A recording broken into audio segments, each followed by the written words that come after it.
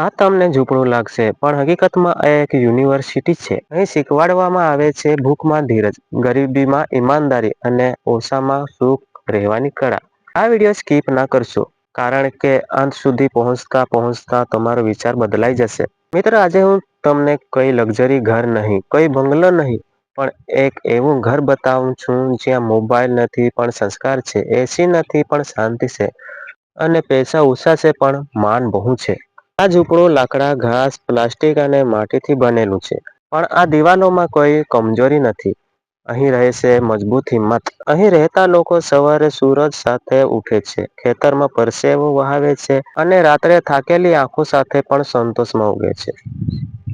તમને ખબર છે શહેરમાં હજારો રૂપિયાનું ભોજન ખાઈને પણ લોકો ખુશ નથી. પણ અહીં સાદી રોટલીમાં જીવનની મીઠાશ છે. એક સવાલ પૂછું, શું સાચું સુખ પૈસામાં છે કે સંતોષમાં? આ ઘરમાં બાળકો મોંઘા રમકડા વગર રમે છે પણ કલ્પના શક્તિથી ભરપૂર છે.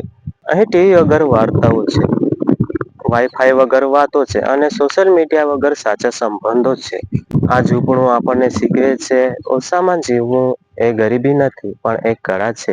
આજે આપણે મોટા ઘરોમાં રહીએ છીએ પણ પડોશીને ઓળખતા નથી. અહીં ઘર નાનું છે પણ દિલ મોટા છે. મિત્રો, આ વિડીયો કોઈને નાના બતાવવા માટે નથી. આ વિડીયો આપણી આંખો ખોલવા માટે છે. જો આજે તમારી પાસે સત છે, ભોજન છે અને પરિવાર છે તો તમે દુનિયાના સૌથી અમીર લોકોમાંના એક છો. એક વાર ભગવાનનો આભાર માનો અને વિચારો, શું હું ખરેખર ખુશ છું કે બસ તુલનામાં જીવી રહ્યો છું?